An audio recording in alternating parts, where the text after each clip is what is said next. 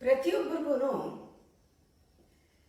Unbounded capability, unbounded energy, different ways possibility ಎಷ್ಟಿದೆ ಅಂತ ತಿಳ್ಕೊಳ್ಳೋಕ್ಕೆ ಎಲ್ಲ ಸೌಕರ್ಯ ಇದೆ. ಆದರೆ ನಾವು ಎಷ್ಟು ಪರ್ಸೆಂಟ್ ಉಪಯೋಗಿಸ್ತಾ ಇದ್ದೀವಿ ನಾವು ನೋಡ್ಕೋಬೇಕು. ನಾವು 3 ಲೆವೆಲ್ನಲ್ಲಿ ಯೋಚನೆ ಮಾಡ್ತೀವಿ. 3 ಲೆವೆಲ್ ಇದೆ ಯೋಚನೆ ಮಾಡೋಕ್ಕೆ. ಬಟ್ ನಾವು ಯಾವುದನ್ನು ಬಳಸ್ತೀವಿ, ಆ ಪಾರ್ಟ್ ಆಫ್ ದಿ ಬ್ರೈನ್, ಆ ಪಾರ್ಟ್ ಆಫ್ ದಿ ಆಯಾಮ, ದಟ್ ಈಸ್ ದ ಡೈಮೆನ್ಷನ್ ಮಾತ್ರ ಆಕ್ಟಿವ್ ಆಗಿರುತ್ತೆ. ಮಿಕ್ಕಿದ ಆಕ್ಟಿವ್ ಆಗಿರಲ್ಲ. ನಾವು ಯಾವ ಪಾರ್ಟನ್ನು ಯೂಸ್ ಮಾಡ್ತೀವಿ. ಆಲ್ಮೋಸ್ಟ್ ನಮ್ಮ ಇಂಟೆಲಿಜೆನ್ಸ್ ಎಲ್ಲ, ನಮ್ಮ ಬುದ್ಧಿ ಎಲ್ಲ ಇನ್ಸ್ಟಿಂಕ್ಟ್ ಜಾಸ್ತಿ ಉಪಯೋಗಿಸ್ತೀವಿ. ಇನ್ಸ್ಟಿಂಕ್ಟ್ ಥಾಟ್, ಇನ್ಸ್ಟಿಂಕ್ಟಾಗಿ ಬರೋ ಥಾಟ್. ಹಸಿವಾಯಿತು ಗೊತ್ತಾಗುತ್ತೆ, ಅದು ಗೊತ್ತಾಗುತ್ತೆ ಚೆನ್ನಾಗಿ ಅಲ್ವಾ. ಕೆಲವು ಇನ್ಸ್ಟಿಂಕ್ಟ್ಸ್ ಮೇಲೆ ಬರೋದು ನಿದ್ದೆ ಗೊತ್ತಾಗುತ್ತೆ ನಮಗೆ, ಎಲ್ಲಿದ್ರೂ ಮಲ್ಕೊಂಡ್ಬಿಡ್ತೀವಿ, ಯಾರನ್ನೂ ಕೇರ್ ಮಾಡಲ್ಲ. ನಿದ್ದೆ, ಊಟ ಇಂಥದ್ದೆಲ್ಲ ಪ್ರಾಣಿಗಳಿಗೂ ಇದೆ ಅಲ್ವಾ. ಪ್ರಾಣಿ ಎಲ್ಲದ್ರಲ್ಲಿ ಮಲ್ಕೊಂಡ್ಬಿಡುತ್ತೆ. ಹಾಗೆ ನಮಗೂ ಕೂಡ ನಿದ್ರೆ, ಊಟ ಇದೆಲ್ಲ ಇನ್ಸ್ಟಿಂಕ್ಟಿವ್ ಥಾಟ್ಸ್. ಇದು ಬೇಗ ರೆಸ್ಪಾಂಡ್ ಮಾಡ್ತೀವಿ, ಬೇಗ ಬರುತ್ತೆ, ಅದು ಅಷ್ಟೇ ಬರೋದು, ಅದಕ್ಕಿಂತ ಹೆಚ್ಚು ಬರಲ್ಲ. ಅದಕ್ಕೆ ಕೆಪಾಸಿಟಿ ಕಮ್ಮಿ. ಅದರಲ್ಲಿ ನಮ್ಮ ಗುಣದಲ್ಲಿ ಕಾಮ, ಕ್ರೋಧ, ಲೋಭ ಇವೆಲ್ಲ ಅನಿಮಲ್ ಕ್ವಾಲಿಟಿ. ನಮಗೆ ಇನ್ನೊಂದು ಇಂಟೆಲೆಕ್ಚುಯಲ್ ಬ್ರೈನ್ ಇದೆ. ಇದಕ್ಕೆ ಹ್ಯೂಮನ್ ಬ್ರೈನ್ ಅಂತ ಹೇಳ್ತಾರೆ. ಇದು ಅನಿಮಲ್ ಬ್ರೈನ್ ಅಲ್ಲ, ಸ್ವಲ್ಪ ರಿಫೈನ್ಡ್ ಬ್ರೈನ್, ಹ್ಯೂಮನ್ ಬ್ರೈನ್ ಅಂತ. ಇಲ್ಲಿ ನಾವು ಕೆಲಸ ಮಾಡಿದಾಗ ರಜಸಿಕ್ ಕ್ವಾಲಿಟಿ ಜಾಸ್ತಿ ಇರುತ್ತೆ. ಮೋಹ, ಮದ, ಮಾತ್ಸರ್ಯ, ಕ್ರೋಧ ಇವೆಲ್ಲ ಜಾಸ್ತಿ ಇರುತ್ತೆ. ಯಾಕೆಂದರೆ ಇದು ಈಗೋ ಸೆಂಟ್ರಿಕ್. ಅದು ನಮ್ಮ ಹೊರಗಿನ ವಸ್ತುಗಳು ನಮ್ಮನ್ನು ಪ್ರಚೋದನೆ ಮಾಡಿದಾಗ ಪ್ರಚೋದನೆ ಆಗುವಂಥದ್ದು. ಇದು ನಮ್ಮ ಅಹಂಕಾರ ಪ್ರಚೋದನೆಯಿಂದ, ವಸ್ತುಗಳ ಪ್ರಚೋದನೆಯಿಂದ ಆಗೋದು. ಇದು ಸ್ವಲ್ಪ ಪವರ್ಫುಲ್ ಥಾಟ್. ಇದು ಆಲ್ಮೋಸ್ಟ್ ಸುಮಾರು ಜನ ನಾವು ಇದರಲ್ಲೇ ಡೀಲ್ ಮಾಡ್ತಾರೆ. ಆದರೆ ಇನ್ನೊಂದು ಥಾಟ್ ಲೆವೆಲ್ ಇದೆ, ಇದಕ್ಕೆ ಇಂಟ್ಯೂಟಿವ್ ಥಾಟ್ ಅಂತ ಹೇಳ್ತಾರೆ. ಇದು ನಾವು ಡೆಲಿಬರೇಟ್ ಆಗಿ ನಮ್ಮಲ್ಲಿ ಅದನ್ನು ಪ್ರವೋಕ್ ಮಾಡಬೇಕು. ಆ ಎನರ್ಜಿ ಅದರ ಸೆಂಟರ್ ಎಲ್ಲಿದೆ ಅಂತಂದರೆ ಪರಮಾತ್ಮನೇ ಸೆಂಟರ್. ಅದಕ್ಕೆ ನಮ್ಮ ಆತ್ಮಕ್ಕೆ ಪರಮಾತ್ಮನ ಜೋಡಿಸ್ಕೊಳ್ಳೋದಿದೆಯಲ್ಲ, ಅದೇ ನಮ್ಮಲ್ಲಿರೋ ಚೈತನ್ಯ ಕೆಲಸ ಮಾಡಬೇಕು, ಕಾನ್ಷಿಯಸ್ ಲೆವೆಲಲ್ಲಿ ಕೆಲಸ ಮಾಡಬೇಕು. ಆಗ ಆ ಥಾಟು ಅದು ಒಂದು ಸೆಂಟರಿಂದ, ಅದು ಒಂದು ಜನರೇಟಿಂಗ್ ಸ್ಟೇಷನ್ ದೊಡ್ಡದಿದೆ, ಅಲ್ಲಿಂದ ಆ ಸೋರ್ಸಿಂದ ಫ್ಲೋ ಆಗುತ್ತೆ. ಮನುಷ್ಯನಿಗೆ ಮಾತ್ರ ಆ ಡೈಮೆನ್ಷನ್ನ ಕಂಡುಕೊಳ್ಳೋಕೆ ಸಾಧ್ಯ. ಇಲ್ಲದೇ ನಮ್ಮ ಆಲೋಚನೆಗಳೆಲ್ಲ ಬಹಳ ಚಿಕ್ಕದು. ಪ್ರಾಣಿತ್ವ ಬಿಡಿ, ಪಶುತ್ವ, ರಾಕ್ಷಸತ್ವ, ಮನುಷ್ಯತ್ವ ಎಲ್ಲವೂ ಕೂಡ ರಜಸಿಕ್ ಕ್ವಾಲಿಟಿ. ನಮ್ಮ ಒಂದೊಂದು ಆಲೋಚನೆಯೂ ಕೂಡ ಬಹಳ ಪವರ್ಫುಲ್, ಬಹಳ ಕೇಪಬಿಲಿಟಿ ಇದೆ. ಸಣ್ಣದೊಂದು ಕೆಟ್ಟ ಯೋಚನೆ ಬಂದರೆ ನಮ್ಮ ಸಂಸ್ಕಾರವನ್ನೇ ಹಾಳು ಮಾಡಿಬಿಡುತ್ತೆ. ನಾವು ಗಮನಿಸೇ ಇಲ್ಲ ಅದನ್ನು. ಬೇರೆಯವರು ಹಾಳಾಗಲಿ, ಬೇರೆಯವ್ರಿಗೆ ದುಃಖ ಆಗಲಿ, ಬೇರೆಯವ್ರಿಗೆ ಕಾಯಿಲೆ ಬರಲಿ ಇಂಥ ಶಾಪ ಹಾಕೋದು, ಅಥವಾ ಬೇರೆಯವ್ರ ಖುಷಿನಲ್ಲಿ ತಾವು ಸಂತೋಷ ಪಡೋದು, ಅಥವಾ ಬೇರೆಯವರ ಸಂತೋಷ ಆಗದೆ ಇರೋಕ್ಕೆ ಏನು ಬೇಕೋ ಅಡ್ಡಿ ಮಾಡೋದು, ಅದಕ್ಕೆ ಈ ಥರ ಬುದ್ಧಿಯೆಲ್ಲ ಮನುಷ್ಯನಿಗೆ ಇದೆ. ಯಾಕೆಂದರೆ ಅಹಂಕಾರ ಕಾಂಪಿಟೇಷನ್ನಲ್ಲಿ, ಕಂಪ್ಯಾರಿಸನ್ನಲ್ಲಿ, ಕ್ರಿಟಿಸಿಸಮ್ನಲ್ಲಿ ಕೆಲಸ ಮಾಡೋದ್ರಿಂದ ಅದು ನಾವು ನ್ಯಾಚುರಲ್ ಅಂತ ಹೇಳ್ತೀವಿ. ಅಷ್ಟರ ಮಟ್ಟಿಗೆ ಆಗ್ಬಿಟ್ಟಿರ್ತೀವಿ. ಆ ಥರ ಥಾಟ್ ಬಂದಾಗ ನಮ್ಮ ಸಂಸ್ಕಾರ ಕೆಡುತ್ತೆ. ಇದು ನಮ್ಮ ಸಂಸ್ಕಾರ ಆ್ಯಕ್ಚುಯಲ್ ನಮ್ಮ ಸ್ವಭಾವ ಅಲ್ಲ, ಇದು ಅಹಂಕಾರದ ಸ್ವಭಾವ. ನಮ್ಮ ನಿಜವಾದ ಸ್ವರೂಪದಲ್ಲಿ ಇಂಥ ಯೋಚನೆಗಳೇ ಇಲ್ಲ. ಒಂದು ಸಣ್ಣ ಥಾಟು ನೀವು ದಿನಾಗ್ಲೂ ಗಮನಿಸ್ಕೊಳ್ಳಿ. ಒಂದು ಸಣ್ಣ ಥಾಟು ಇದು ಹಿಂದಿನ ಸಂಸ್ಕಾರದಿಂದಲೇ ಬಂದಿರುತ್ತೆ. ಬೇರೆಯವ್ರು ನೋಡಿ, ಬೇರೆಯವ್ರು ದುಃಖವಾಗಿದ್ದಾಗ ಏನೋ ಒಂದು ರೀತಿ ಖುಷಿ ಪಡೋದು, ಅಥವಾ ಬೇರೆಯವರ ದುಃಖವನ್ನು ಒಂಥರ ಮಾತಾಡೋದು, ಅದರ ಬಗ್ಗೆ ಅವ್ರ ದುಃಖನ ಅರ್ಥ ಮಾಡ್ಕೊಳ್ಳದೆ ಇರೋದು, ಅವ್ರಿಗೆ ಆಗಿರೋದು ನಮಗೆ ಗೊತ್ತಾಗದೇ ಇರೋದು, ಇವೆಲ್ಲವೂ ಕೂಡ ನಮ್ಮ ಥಾಟ್. ಇದು ನೆಗೆಟಿವಿಟಿ ನಮ್ಮಲ್ಲಿ. ಇದರಿಂದ ನಮ್ಮ ಸಂಸ್ಕಾರ ಹಾಳಾಗುತ್ತೆ. ಆದರೆ ಅದೇ ಒಳ್ಳೆ ಯೋಚನೆಗಳು, ಇದನ್ನು ಗೊತ್ತಾದಾಗ ನಾವು ಒಳ್ಳೆ ಯೋಚನೆಗಳನ್ನ ಮಾಡಿದಾಗ ಇಂಟ್ಯೂಟಿವ್ ಥಾಟ್ ಅದಕ್ಕೆ ನೀವು ಜಾಗ ಕೊಡಬೇಕು. ಆ ಒಳ್ಳೆ ಯೋಚನೆ ಮಾಡಿದಾಗ ನಮ್ಮಲ್ಲಿ ಎಲ್ಲರಿಗೂ ಒಳ್ಳೇದಾಗಲಿ ಅನ್ನೋದು, ಅದು ಸುಮ್ಮನೆ ಬಾಯಿನಲ್ಲೇ ಹೇಳ್ತಾರೆ. ಎಲ್ಲ ಮಂತ್ರಗಳು ಅದನ್ನೇ ಹೇಳ್ತಾ ಇದೆ. ಅದನ್ನೆಲ್ಲ ಹೇಳಿದ್ರೆ ಒಳ್ಳೇದಾಗತ್ತೆ, ಅದಲ್ಲ, ನಿಮಗೆ ನೀವು ಯಾವಾಗ, ಅದಕ್ಕೊಂದು ಟೈಮ್ ಇದೆ. ಅದಕ್ಕೆ ಎಲ್ಲರಿಗೂ ಹೇಳ್ತಾ ಇದ್ದೀನಿ, ಬ್ರಹ್ಮ ಮುಹೂರ್ತ ಇಸ್ ದಿ ರೈಟ್ ಟೈಮ್. ಈ ಟೈಮ್ನಲ್ಲಿ ಇಂಟ್ಯೂಟಿವ್ ಥಾಟ್ಸು, ಆ ಧರೆಗಿಳಿಯೋದು ಅಂತಾರೆ, ಅನುಗ್ರಹ ಧರೆಗಿಳಿಯೋ ಟೈಮ್ ಅಂತ. ಮ್ಯಾಗ್ನೆಟಿಕ್ ಎನರ್ಜಿ ಇರುತ್ತೆ, ತುಂಬ ಮಿರಾಕ್ಯುಲಸ್ ಪವರ್ ಅಂತ ಎನರ್ಜಿ ಇರುತ್ತೆ. ಸುಮ್ಮನೆ ಬೆಳಗಿನ ಜಾವ ಎದ್ದು ಕನೆಕ್ಟ್ ಮಾಡಿದ್ರೆ ಸಾಕು, ನೀವೇನು ಯೋಚನೆ ಮಾಡೋದೇ ಬೇಡ. ಆ ಒಳ್ಳೆಯ ಆಲೋಚನೆಗಳೆಲ್ಲವನ್ನ ನೀವು ಗ್ರಾಸ್ಪ್ ಮಾಡ್ತೀರ. ಇದು ಇಂದ್ರಿಯಗಳು ಕೆಲಸ ಮಾಡಲ್ಲ, ನಿಮ್ಮ ಅಹಂಕಾರ ಕೆಲಸ ಮಾಡಲ್ಲ. ನೀವು ಸುಮ್ಮನೆ ಬರುವ ಆ ಒಂದು ಮೇಲಿಂದ ಬರುವಂಥರ ಯೋಚನೆಗಳನ್ನು ನಿಮ್ಮ ಮೂಲಕ ಹರಿಯೋದಕ್ಕೆ ಬಿಡ್ತೀರ. ಇದನ್ನ ಆಶೀರ್ವಾದ ಅಂತ ಹೇಳ್ತಾರೆ. ಅಲ್ಲಿಂದ ಬಂದ ಆಶೀರ್ವಾದ ನಾವು ಆಶೀರ್ವಾದ ಮಾಡ್ತೀವಿ. ಎಷ್ಟು ಜನ್ಮದಲ್ಲಿ ನಾವು ಹಗೆತನ ಅಂತೀವಿ, ದ್ವೇಷ ಅಂತೀವಿ, ಅಸೂಯೆಗಳನ್ನು ನಾವು ನಮ್ಮ ಪಾತ್ರಗಳಲ್ಲಿ ಮಾಡ್ತಾ ಮಾಡ್ತಾ ಮಾಡ್ತಾ ಮಾಡ್ತಾ ಕೂಡ ಹೋಗ್ಬಂದಿರ್ತೀವಿ. ಅದು ನಮ್ಮ ಸಂಸ್ಕಾರದಲ್ಲಿ ಇದ್ದು ಎಷ್ಟೋ ಸತಿ ನಾವು negative thought, negative vibration, negative ಎಮೋಷನ್ನಲ್ಲಿ ಡೀಲ್ ಮಾಡ್ತೀವಿ. ದುಷ್ಟ ಬುದ್ಧಿ ಕೆಲಸ ಮಾಡುತ್ತೆ. ಆ ಥರ ಟೈಮ್ನಲ್ಲೆಲ್ಲನೂ ಕೂಡ ನೀವು ಈ ಮೆಡಿಟೇಷನ್ ಕಲ್ತ್ಕೊಂಡ್ರೆ, ಬೆಳಗ್ಗೆ ಎದ್ದು ಥಾಟನ್ನು, ಅಲ್ಲಿಂದ ಬರುವಂತಹ ಒಂದು ಆಲೋಚನೆಗಳನ್ನು ನಿಮ್ಮ ಆಶೀರ್ವಾದವನ್ನು ಕೊಡ್ತಾ ಬನ್ನಿ. ಇಂಥವ್ರಿಗೆ ಅಂತಲ್ಲ, ಎಲ್ಲರಿಗೂ ಕೂಡ, ಎಲ್ಲ ಪ್ರಾಣಿ ಚರಾಚರವೂ ಕೂಡ ಸುಖವಾಗಿರಲಿ, ಆರೋಗ್ಯವಾಗಿರಲಿ, ಆನಂದವಾಗಿರಲಿ. ನಿಮ್ಮ ಮೂಲಕ ಆ ಆಶೀರ್ವಾದ ಹೋಗಬೇಕು. ಯಾವ್ಯಾವ ಜನ್ಮದಲ್ಲಿ ಯಾರ್ಯಾರು ಏನೇನು ಮಾಡಿದ್ನೋ ಗೊತ್ತಿಲ್ಲ. ಇವತ್ತು ಕೂಡ ನನಗೆ ಯಾರ್ಯಾರ ಶಾಪ ಇದೆಯೋ ಗೊತ್ತಿಲ್ಲ. ಎಲ್ಲರಿಗೂ ನಾನು ಕ್ಷಮಿಸಿದ್ದೀನಿ, ಎಲ್ಲರನ್ನೂ ಅಪಾಲಜಿ ಕೇಳ್ತೀನಿ, ಎಲ್ಲರನ್ನೂ ನಾನು ಕ್ಷಮಿಸಿದ್ದೀನಿ, ಎಲ್ಲರನ್ನೂ ಕೂಡ ಕ್ಷಮೆ ಕೇಳ್ತೀನಿ. ಈ ಒಂದು ಸರೆಂಡರ್ ಭಾವನೆಯಿಂದ ಕೂತ್ಕೊಂಡು ಒಂದು 10 ದಿವಸ ನೀವು ಧ್ಯಾನ ಮಾಡಿ. ನಿಮ್ಮಲ್ಲಿ ವಾಕ್ ಅಂದರೆ ನಿಮ್ಮ ವಾಕ್, ನಿಮ್ಮ ಮಾತು, ಗ್ರಾಮರು, ನೀವು ಹೇಳೋ ರೀತಿ ಎಲ್ಲ ಬದಲಾಗುತ್ತೆ. ಇದು ಗ್ಯಾರಂಟಿ ಕೊಡ್ತೀನಿ ನಾನು. 10 ದಿನ ಬೆಳಗ್ಗಿನ ಜಾವ ಎದ್ದು ಸೋರ್ಸ್ಗೆ ಕನೆಕ್ಟ್ ಮಾಡಿ ಸುಮ್ಮನೆ ಕೂತ್ಕೊಳ್ಳಿ, ಏನೂ ಮಾಡಬೇಡಿ. ಮಿಕ್ಕಿದ್ದೆಲ್ಲ ಅದೇ ಕೆಲಸ ಮಾಡುತ್ತೆ. ಇದರಲ್ಲಿ ನಮಗೂ ಒಳ್ಳೆಯದಾಗತ್ತೆ, ನಮಗೂ ಸಂತೋಷ ಆಗುತ್ತೆ, ನಮಗೂ ಹೀಲಿಂಗ್ ಆಗುತ್ತೆ, ವರ್ಲ್ಡು ಹೀಲಿಂಗ್, ಪ್ರಪಂಚನೂ ಹೀಲ್ ಆಗುತ್ತೆ.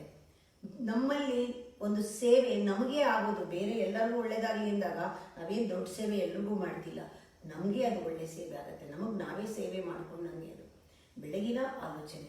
ಸುಮ್ಮನೆ ಮಂತ್ರದಲ್ಲಿ ಇದೆ, ಅದನ್ನು ಬಾಯಿನಲ್ಲಿ ಹೇಳ್ಬೋದು, ಅಹಂಕಾರದಲ್ಲೂ ಹೇಳ್ಬೋದು, ತೋರಿಕೆಗೆ ಹೇಳ್ಬೋದು. ಆದರೆ ಇಫ್ ಯು ಇನ್ವಾಲ್ವ್ 100%, ನೀವು ಇನ್ವಾಲ್ವ್ ಆದಾಗ ನಿಮಗೆ ಆ ಜನರೇಟಿಂಗ್ ಸ್ಟೇಷನ್ ಯಾವುದು, ಯಾವ ರೀತಿ ಅದು ಆಪರೇಟ್ ಆಗುತ್ತೆ, ನಿನ್ನಲ್ಲಿ ಯಾವ ರೀತಿಯ ಚೈತನ್ಯವಾದ ಆತ್ಮವನ್ನು ನೀನು ವೃದ್ಧಿ ಮಾಡ್ಕೊಳ್ಬೋದು, ಆ ಶಕ್ತಿಯನ್ನು ಯಾವ ರೀತಿ ಕನೆಕ್ಟ್ ಮಾಡಬೇಕು, ಇದೆಲ್ಲ ಗೊತ್ತಾಗುತ್ತೆ ನಿಮಗೆ. ನೀವೇನು ಮಾಡದೇ ಇದ್ದರೆ ಅಹಂಕಾರದಲ್ಲೇ ಇರ್ತೀರಾ, ಅಜ್ಞಾನದಲ್ಲೇ ಇರ್ತೀರಾ, ಸ್ವಾರ್ಥದಲ್ಲೇ ಇರ್ತೀರಾ. ನಿಮ್ಮ ಆಲೋಚನೆಗಳು ಬೇರೆಯವ್ರಿಗೆ ಹೋಗ್ತಾನೇ ಇರುತ್ತೆ, ಅವ್ರದ್ದು ಕೆಟ್ಟ ಯೋಚನೆಗಳು ನಿಮ್ಗೆ ಬರ್ತಾನೆ ಇರುತ್ತೆ. ನೆಗೆಟಿವ್ ವೈಬ್ರೇಷನ್ನ ಕೊಡ್ತಾ ಇರ್ತೀವಿ, ತಗೊಳ್ತಾ ಇರ್ತೀವಿ, ಕೊಡ್ತಾ ಇರ್ತೀವಿ, ತಗೊಳ್ತಾ ಇರ್ತೀವಿ. ಈ ಅಹಂಕಾರ ಇರೋದ್ರಿಂದ ಬೇರೆಯವರು ಕೊಟ್ಟಾಗ ಅಥವಾ ನಾವು ಕೊಡುವಾಗ ನಾವು ಸುಮ್ಮನೆ ಇರಲ್ಲ. ಯಾಕೆಂದ್ರೆ ನಾವು ಅಹಂಕಾರ ಯಾವತ್ತೂ ಕೂಡ ತನ್ನನ್ನು ತಾನು ರಕ್ಷಿಸ್ಕೊಳ್ಳೋದು ಅದರ ಸ್ವಭಾವ, ಸಮರ್ಥಿಸ್ಕೊಳ್ಳೋದು ಸ್ವಭಾವ. ಅದರಿಂದ ನಾವೇನು ಮಾಡ್ತೀವಿ, ಒಂದು 10 ಜನಕ್ಕೆ ಅವ್ರ ಬಗ್ಗೆ ಹೇಳ್ತೀವಿ, ಇವ್ರು ಹಿಂಗೆ ಇವ್ರು ಹಿಂಗೆ ಇವ್ರು ಹಿಂಗೆ ಅಂತ. ಅಲ್ಲಿ ಒಂದು ಬ್ಲಾಕೇಜ್ ಆಗುತ್ತೆ. ಆ ರೀತಿ ಬ್ಲಾಕ್ಸ್ ಆಗುತ್ತೆ. ಈ ಒಂದು ಆಲೋಚನೆಗಳಿಂದ ನೆಗೆಟಿವ್ ಥಾಟು ಸೈಕಲ್ ಆಗ್ತಾ ಆಗ್ತಾ ನಮ್ಮಲ್ಲಿ ಬ್ಲಾಕೇಜ್ ಜಾಸ್ತಿ ಆಗುತ್ತೆ. ಒಬ್ಬೊಬ್ಬರ ಜೊತೆನೂ ಬ್ಲಾಕೇಜ್ ಅಂದ್ರೇನು, ಕರ್ಮ ಕಟ್ಕೊಳ್ತಾ ಹೋಗ್ತೀವಿ. ಇದರಿಂದ ಬಿಡುಗಡೆ ಆಗಬೇಕಾದ್ರೆ ಆ ಕರ್ಮದಿಂದ ಬೇರೆ ಯಾವ ಮಾರ್ಗವೂ ಇಲ್ಲ. ಅದಕ್ಕೆ ಕ್ಷಮೆನೇ, ಅದಕ್ಕೆ ನೀವು ಫರ್ಗಿವ್ ಮಾಡಲೇಬೇಕು, ಅಪಾಲಜಿ ಕೇಳಲೇಬೇಕು, ಸಾರಿ ಹೇಳಲೇಬೇಕು, ರಿಯಲೈಸ್ ಮಾಡ್ಕೊಳ್ಳೇಬೇಕು. ಅದು ಬರೀ ಬಾಯಿನಲ್ಲಿ ವರ್ಡ್ಸಲ್ಲಿ ಅದು ಮಾಡುವ ಆಚರಣೆ ಅಲ್ಲ, ನೀವು ಕನೆಕ್ಟ್ ಮಾಡಬೇಕು. ಯಾಕೆಂದರೆ ಒಬ್ಬರದು ಇಬ್ಬರದು ರಿಲೇಷನ್ಶಿಪ್ ಅಲ್ಲ, ಆತ್ಮ ಸಂಬಂಧ. ಜನ್ಮ ಜನ್ಮಾಂತರದಲ್ಲಿ ಎಷ್ಟು ಜನ ಜೊತೆ ಇದೆಯೋ, ಇವತ್ತು ನಿಮ್ಮ ಸೀನ್ಗೆ ಬಂದಿಲ್ಲದೆ ಇರ್ಬೋದು ಅವರೆಲ್ಲ, ಮುಂದಿನ ಜನ್ಮಕ್ಕೆ ಬರೋಕ್ಕಾಗಿರ್ಬೋದು, ಯಾರಿಗೆ ಗೊತ್ತು. ಇವತ್ತು ಸ್ವಲ್ಪ ಜನ ಬಂದಿರ್ಬೋದು, ಬಂದಿಲ್ಲದೆ ಇರ್ಬೋದು, ಯಾವಾಗ ಬೇಕಾದರೂ ಬರ್ಬೋದು. ಎಷ್ಟೋ ಜನ್ಮದ ಕತೆ ಆದ್ದರಿಂದ ನಮಗೆ ಗೊತ್ತಿರೋದಿಲ್ಲ. ನಾವು ಆ ರೀತಿ ಮಾಡ್ಕೊಳ್ಬೇಕು. ಅಂದರೆ ಒಂದು ನೆನಪಿನಲ್ಲಿ ಇಟ್ಕೋಬೇಕು, ನಮ್ಮಲ್ಲಿ ಕಾಮ, ಕ್ರೋಧ, ಲೋಭ, ಮೋಹ, ಮದ, ಮಾತ್ಸರ್ಯಗಳು ಮನುಷ್ಯನಿಗೆ ಇದೆ. ಇದು ಇಂಟೆಲೆಕ್ಚುಯಲ್ ಲೆವೆಲ್ನಲ್ಲಿ ಬಹಳ ಆಕ್ಟಿವ್ ಆಗಿರುತ್ತೆ. ಈ 6 ಫೈಲ್ ಅಂತಾರೆ, 6 ಫೈಲ್ಸ್ ನಮ್ಮಲ್ಲಿ ಯಾವಾಗಲೂ ಓಪನ್ ಆಗಿರುತ್ತೆ. ನಮ್ಮ ಮನಸ್ಸು ಯಾವಾಗಲೂ ಬೇರೆಯವ್ರು ನೋಡೋದ್ರಲ್ಲಿ, ಬೇರೆಯವ್ರ ತಪ್ಪು ಹಿಡಿಯೋದ್ರಲ್ಲಿ, ಬೇರೆಯವ್ರನ್ನ ಆಶಾ ಮಾಡೋದ್ರಲ್ಲಿ, ಕಂಪೇರ್ ಮಾಡ್ಕೊಳ್ಳೋದ್ರಲ್ಲಿ ಇದ್ದಾಗ ನೆಗೆಟಿವ್ ಥಾಟ್ ಉತ್ಪತ್ತಿ ಆಗ್ತಾ ಇರೋದು ಎಲ್ಲಿಂದ? ಈ ಫೈಲೆಲ್ಲ ಓಪನ್ ಆಗಿರೋದ್ರಿಂದ. ಈ ಫೈಲೆಲ್ಲ ಓಪನ್ ಆಗಿರುತ್ತೆ. ಅದರಿಂದ ನಮಗೆ ಯಾವಾಗ ನೋಡಿದ್ರು ಅದೇ ಬರ್ತಾ ಇರುತ್ತೆ. ಯಾವ ಫೈಲ್ ಓಪನ್ ಆಗಿದೆಯೋ ಪ್ರಪಂಚದಲ್ಲಿ ಯಾರು ಏನೇ ಆ ಥರ ಯೋಚನೆ ಮಾಡಿದ್ರು ಆ ಫೈಲ್ ಓಪನ್ ಆಗಿರೋದ್ರಿಂದ ಆ ವೈಬ್ರೇಷನ್ಸ್ನ ಈ ವಾಯುಮಂಡಲದಲ್ಲಿ ಏನೇನಿದೆಯೋ ಅದನ್ನೆಲ್ಲನೂ ನಾವು ಗ್ರಾಸ್ಪ್ ಮಾಡ್ತೀವಿ. ಯಾಕೆಂದರೆ ಅದು ಆಕ್ಟಿವ್ ಆಗಿರುತ್ತೆ. 6 ಫೈಲು ಆಕ್ಟಿವ್ ಆಗಿದೆ. ನೋಡಿ, ನಿಮ್ಮ ಮನೇಲಿ 10 ಜನನೋ 4 ಜನನೋ 3 ಜನನೋ ಇದ್ದೀರಾ. ಯಾರೋ ಒಬ್ರು ಆಚೆಯಿಂದ ಬರ್ತಾರೆ, ಅವ್ರಿಗೆ ಒಂದು ಕೋಪ ಬಂದಿದೆ, ಅಥವಾ ಅವ್ರಿಗೆ ಅಸಮಾಧಾನ ಇದೆ, ಅಥವಾ ಅವ್ರಿಗೇನೋ ದುಃಖ ಇದೆ, ಏನೋ ನೆಗೆಟಿವ್ ವೈಬ್ರೇಷನಲ್ಲೇ ಬರ್ತಾರೆ. ಅವ್ರ ಫೈಲ್ ಯಾವುದೋ ಒಂದು ಓಪನ್ ಆಗಿದೆ. ನೀವು ರೆಡಿ ಇದ್ದೀರಾ, ನಿಮ್ಮ ಎಲ್ಲ ಫೈಲೂ ಆ 6 ಫೈಲ್ಸು ಓಪನ್ ಆಗಿದ್ರೆ ಅವ್ರು ಬಂದ ತಕ್ಷಣ ನಿಮ್ಮ ಮೇಲೆ ಪರಿಣಾಮ ಬೀರುತ್ತೆ. ಅವ್ರ ಒಳಗಡೆ ಬಂದ ತಕ್ಷಣ ನಿಮ್ಗೆ ಇರಿಟೇಷನ್ ಆಗುತ್ತೆ. ನಿಮ್ಮ ಫೈಲ್ ಓಪನ್ ಆಗಿದೆ ಅದು ಗೊತ್ತಾಗ್ಬೇಕು ನಿಮಗೆ. ಒಬ್ಬರು ಕೋಪ ತೋರಿಸ್ಬೋದು, ಒಬ್ರು ಅಳ್ಬೋದು, ಒಬ್ರು ರೂಮ್ಗೆ ಬಾಗ್ಲಾಕೋಬೋದು, ಇನ್ನೊಬ್ರು ಇನ್ನೊಂದು ಥರ ತೋರಿಸ್ಬೋದು. ಅವರವರು ಸಂಸ್ಕಾರ ಏನೇನಿದೆಯೋ ಅವರಲ್ಲಿ ಆ ಫೈಲ್ ಓಪನ್ ಆಗಿರುತ್ತೆ. ಕಾಮನೋ, ಕ್ರೋಧನೋ, ಲೋಭನೋ, ಮೋಹನೋ, ಮದನೋ, ಮಾತ್ಸರ್ಯನೋ ಏನಿದೆಯೋ ಆ ಫೈಲು ಅದು ಓಪನ್ ಆಗುತ್ತೆ ಅವ್ರಿಗೆ. ಅವ್ರು ಅದನ್ನು ತೋರಿಸ್ತಾರೆ. ಆ ರೀತಿ ರಿಯಾಕ್ಷನ್ ಒಬ್ಬರು ಎಲ್ಲದನ್ನೂ ಹಾಳು ಮಾಡ್ಬೋದು. ನಾವು ಅದನ್ನು ನೆನ್ಪಿಟ್ಕೋಬೇಕು. ಒಂದೇ ಒಂದು ಜ್ಞಾಪಕ ಇಟ್ಕೊಳ್ಳಿ, ಒಂದು ಫೈಲ್ ಇದೆ, ಆ ಫೈಲ್ ಒಂದು ಎಲ್ಲದನ್ನೂ ಆನ್ಸರ್ ಮಾಡುತ್ತೆ ಅಂತಾರೆ. ಆ ಫೈಲ್ ಯಾವುದಂದ್ರೆ ಶಾಂತಿ, ಆತ್ಮಸ್ವರೂಪ ಶಾಂತಿ. ಶಾಂತಿ, ಸಹನೆ, ಕರುಣೆ, ದಯೆ, all divine qualities, intuitive thoughts work ಆಗೋ ಫೈಲು 7th ಫೈಲ್. ನೀವು ಗುರು ನಿಮಗೆ 7ನೇ ಫೈಲ್ ತೋರಿಸ್ಕೊಡ್ತಾರೆ, 7ನೇ ಫೈಲ್ ಪರಿಚಯ ಮಾಡಿಕೊಡ್ತಾರೆ. ಆ 7th ಫೈಲ್ ಓಪನ್ ಆದರೆ ಇದಿಷ್ಟು ಫೈಲ್ ಕ್ಲೋಸ್ ಆಗೋಗುತ್ತೆ ಆಟೋಮೆಟಿಕ್ಕಾಗಿ. 1ರಿಂದ ಎಲ್ಲವೂ ಕ್ಲೋಸ್ ಆಗೋಗುತ್ತೆ, ಬೇರೆ ಡೋರ್ ಓಪನ್ ಆಗುತ್ತೆ, ನಿಮ್ಮ ಜೀವನದಲ್ಲಿ ಹೊಸ ಬಾಗಿಲು ತಕ್ಕೊಳ್ಳುತ್ತೆ, ಎಲ್ಲವೂ ಬದಲಾವಣೆ ಆಗುತ್ತೆ. ನೀವು ಗುರುಗಳ ಹತ್ರ ಬಂದಾಗ ನಿಮಗೆ ಫಸ್ಟ್ ಕಲಿಯೋದೇ ನೀವು ಫೈಲ್ ನಂಬರ್ 7 ಓಪನ್ ಮಾಡೋದು. ಅದಕ್ಕಾಗಿ ಯಾವ ರೀತಿ ಆತ್ಮವನ್ನು ವೃದ್ಧಿ ಮಾಡೋದು, ಶಕ್ತಿಯನ್ನು, ಆತ್ಮಬಲವನ್ನು ಜಾಸ್ತಿ ಮಾಡ್ಕೊಳ್ಳೋದು ಹೇಗೆ, ನಿಮ್ಮ ಎಮೋಷನ್ಸ್ನ ಪಾಸಿಟಿವ್ ಮಾಡ್ಕೊಳ್ಳೋದು ಹೇಗೆ, ನೀವು ಚೈತನ್ಯ ಭರಿತರಾಗಿ ಕೆಲಸ ಮಾಡೋದು ಹೇಗೆ, ಇನ್ನೊಂದು ಡೈಮೆನ್ಷನ್ನೇ ಇದೆ. ಹೇಗೆ ಆ ಸೋರ್ಸ್ ಜೊತೆಗೆ ಈ ಒಂದು ಸೋರ್ಸ್ನ ಕನೆಕ್ಟ್ ಮಾಡೋದು. ನಿಮ್ಮ ಬುದ್ಧಿ ಒಂದು ಲೈಟ್ ಬಲ್ಬ್ ಥರ. ನಿಮ್ಮ ಬುದ್ಧಿ ಎಷ್ಟು ಮಟ್ಟಿಗೆ ಶೈನ್ ಆಗುತ್ತೆ ಅನ್ನೋದು, ಎಷ್ಟು ಕೆಪಾಸಿಟಿ ಬಲ್ಬ್ ಇದೆ ಅನ್ನೋದ್ರ ಮೇಲೆ. ಹಾಗೆ ಎಲ್ಲಿಂದ ಬರ್ತಾ ಇದೆ ಎನರ್ಜಿ? ನಿಮ್ಮ ಆತ್ಮದಿಂದ ಬರ್ತಾ ಇದೆ ಬುದ್ಧಿಗೆ, ಚಿತ್ಶಕ್ತಿಯಿಂದ ಬರ್ತಾ ಇದೆ. ಶುದ್ಧ ಬುದ್ಧಿ ಇದು ಅಹಂಕಾರದಿಂದ ಪ್ರೇರಿತವಾದ ಬುದ್ಧಿ ಅಲ್ಲ, ಅಹಂಕಾರದ ಸಹವಾಸ ಮಾಡಿದ ಬುದ್ಧಿ ಅಲ್ಲ. ಈ ಒಳಗಡೆಯಿಂದ ಅದಕ್ಕೆ ಪ್ರೇರಣೆ ಇದೆ, ಚೈತನ್ಯ ಭರಿತವಾಗಿದೆ ಬುದ್ಧಿ. ಇಲ್ಲಿ ಒಳಗಡೆ ಆತ್ಮದ ಜೊತೆಗೆ ಕನೆಕ್ಷನ್ ಇದೆ. ಈ ಬುದ್ಧಿಗೆ ಸಪ್ಲೈ ಆಗ್ತಾ ಇರೋದು ಎಲ್ಲಿಂದ? ಆತ್ಮದಿಂದ. ಈ ಆತ್ಮ ಯಾವಾಗಲೂ ಕೂಡ ಆಕ್ಟಿವ್ ಆಗಿರಬೇಕು, ಬ್ಯಾಟ್ರಿ ಚಾರ್ಜ್ ಆಗಿರಬೇಕು. ಆತ್ಮದ ಆ ಸೋಲ್ ಬ್ಯಾಟ್ರಿ ಚಾರ್ಜ್ ಆಗಬೇಕಾದ್ರೆ ನೀವು ಅಲ್ಲಿಗೆ ಪರಮಾತ್ಮನ ಕನೆಕ್ಟ್ ಮಾಡಲೇಬೇಕು.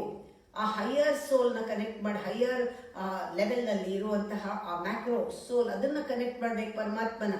ಸದಾ ಕಾಲ ಡಿಸೆಂಡ್ ಆಗ್ತಾ ಇರಬೇಕು, ಎನರ್ಜಿ ಮೇಲಿಂದ ಸುರಿತಾ ಇರಬೇಕು. ಅನುಗ್ರಹ ಅನ್ನೋದು, ಶಕ್ತಿ ಅನ್ನೋದು ನಿನ್ನ ಆತ್ಮಕ್ಕೆ ಭರಿಸ್ತಾ ಇರಬೇಕು. ಆ ಆತ್ಮ ಒಂದೇ ಈ ಆತ್ಮವನ್ನು ತುಂಬಿಸೋಕ್ಕಾಗೋದು, ಇನ್ಯಾವುದನ್ನೂ ತುಂಬಿಸೋಕ್ಕಾಗಲ್ಲ. ಇದು ಯಾವತ್ತೂ ಫುಲ್ ಇರಬೇಕು. ಆವಾಗ ನಿಮಗೆ ಆ ಬುದ್ಧಿ ಕೆಲಸ ಮಾಡುತ್ತೆ, ಚುರುಕಾಗಿ ಕೆಲಸ ಮಾಡುತ್ತೆ, ಬೇರೆ ಥರ ಕೆಲಸ ಮಾಡುತ್ತೆ. ಅಹಂಕಾರದಲ್ಲಿ ಕೆಲಸ ಮಾಡಿದಾಗಲ್ಲ. ಆ ಥಾಟು ನಿಮಗೆ ಹೀಲ್ ಆಗೋ ಥಾಟು, ಎಲ್ಲರನ್ನೂ ಹೀಲ್ ಮಾಡೋ ಥಾಟು. ಗುಡ್ಡಕ್ಕೆ ಬಂದಾಗ ನೀವು ಕಲಿಬೇಕಾಗಿರೋದು ಇದನ್ನೇ ಕಲಿಬೇಕಾಗಿರೋದು. ನೋಡಿ, ನೀವು ನಾ ಹೇಳ್ತೀನಿ, ನರಿಶ್ಮೆಂಟ್ ಬೇಕು, ದೇಹಕ್ಕೆ ನರಿಶ್ಮೆಂಟ್ ಬೇಕು. ಏನು ಯಾರೋ ಹೇಳ್ತಾರೆ, ಫ್ಲಾಕ್ಸ್ ಸೀಡ್ ತಗೊಳ್ಳಿ ನಿಮ್ಗೆ ಈ ಪ್ರಾಬ್ಲಮ್ ಸಾಲ್ವ್ ಆಗುತ್ತೆ, ಡ್ರೈ ಫ್ರೂಟ್ಸ್ ತಗೊಳ್ಳಿ ಈ ಪ್ರಾಬ್ಲಮ್ ಸಾಲ್ವ್ ಆಗುತ್ತೆ, ದಿನ ಹಾಲು ಕುಡೀರಿ ಈ ಪ್ರಾಬ್ಲಮ್ ಸಾಲ್ವ್ ಆಗುತ್ತೆ, ರಾ ಫುಡ್ ತಗೊಳ್ಳಿ, ಇದನ್ನು ಬಿಡಿ, ಇದನ್ನು ಎಗ್ ತಿನ್ಬೇಡಿ, ಅದು ತಿನ್ಬೇಡಿ, ಇದು ತಿನ್ಬೇಡಿ, ಇದನ್ನು ಮಾಡಿ ಅಂತ ಹೇಳ್ತಾರೆ. ಡಯಟ್ ಅಲ್ವಾ? ಇದು ನಾವು ಸುಮ್ಮನೆ ಕೇಳ್ಬಿಟ್ಟು ಯಾವತ್ತೋ ಒಂದಿನ ಫ್ಲಾಕ್ಸ್ ಸೀಡ್ ಒಂಚೂರು ಬಾಯಲ್ಲಿ ಹಾಕೊಂಡು ಡಯಟ್ ಅಂದರೆ ಆಗಲ್ಲ. ಯಾವತ್ತೋ ಒಂದಿನ ಡ್ರೈ ಫ್ರೂಟ್ ಒಂದು 4 ಬಾದಾಮಿ ಹಣ್ಣು ತಿಂದ್ಬಿಟ್ರೆ ನೀವು ವ್ಯತ್ಯಾಸ ಆಗಲ್ಲ. ಯಾವತ್ತೋ ಒಂದಿನ 2 ಖರ್ಜೂರ ತಿಂದ್ಬಿಟ್ರೆ ಆಗಲ್ಲ. ಅಥವಾ ಯಾವತ್ತೋ ವಾರಕ್ಕೊಂದಿನ ಹಾಲು ಕುಡಿದ್ರೆ ಆಗಲ್ಲ.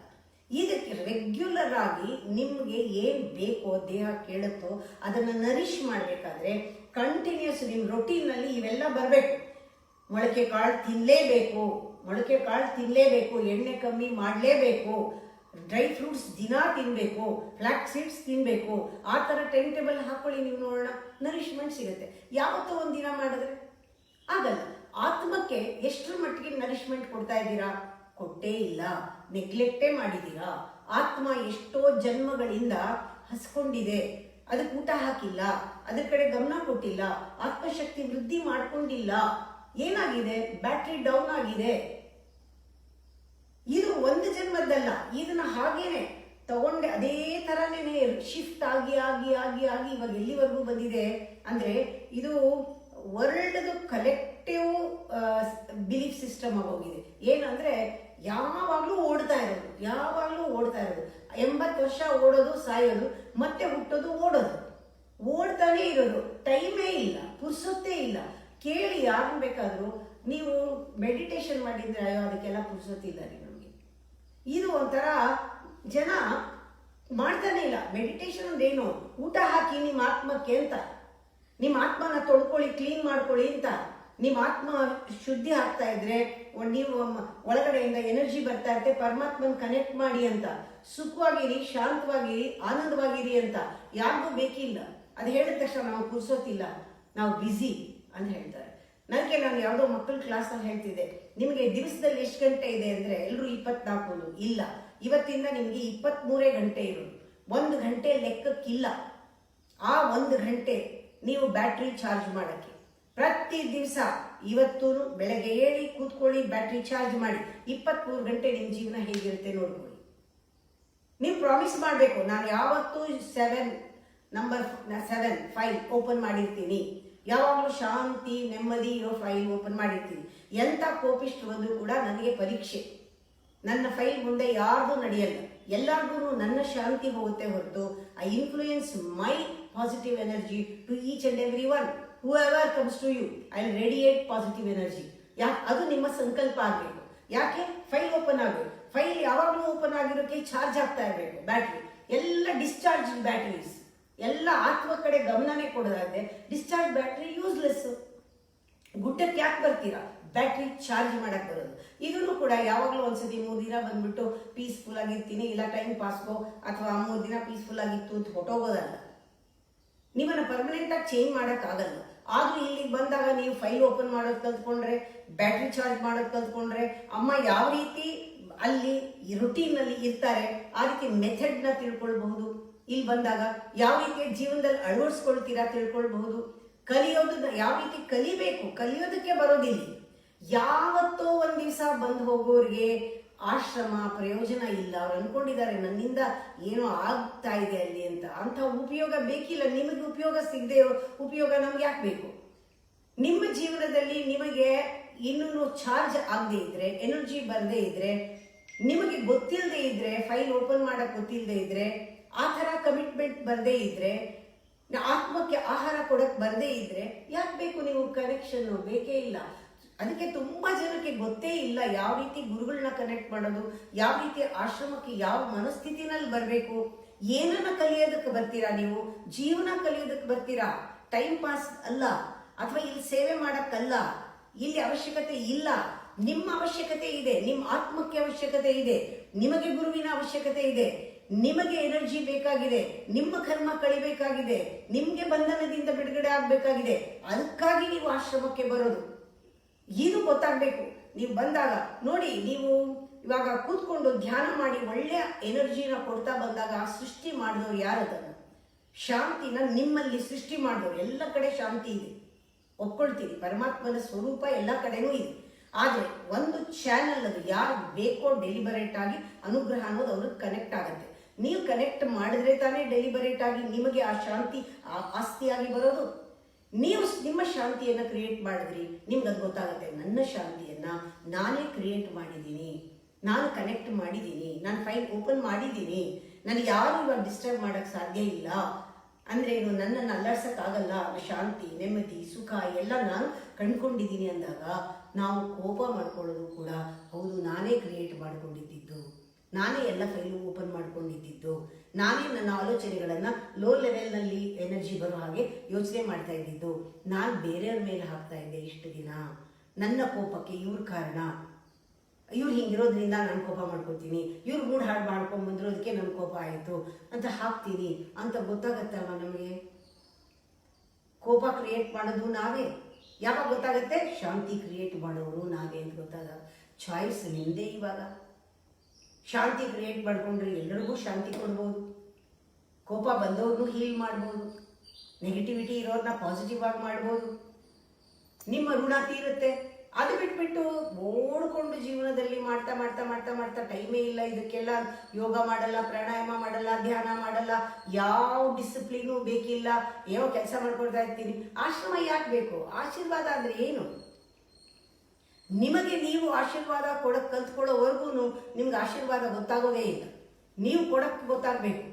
ಬೆಳಗ್ಗೆ ಎದ್ದು ಕೂತ್ಕೊಂಡು ಆ ಸೋರ್ಸಿಂದ ಎನರ್ಜಿ ತಗೊಂಡು ಎಲ್ಲರಿಗೂ ಕೊಡುವಾಗ ನಿಮ್ಗೊಂದು ಹೀಲಿಂಗ್ ಆಗುತ್ತಲ್ಲ, ಅದಾಗೋವರೆಗೂ ನಿಮ್ಗೆ ಆಶೀರ್ವಾದದ ಅರ್ಥ ಗೊತ್ತಾಗೋದೇ ಇಲ್ಲ.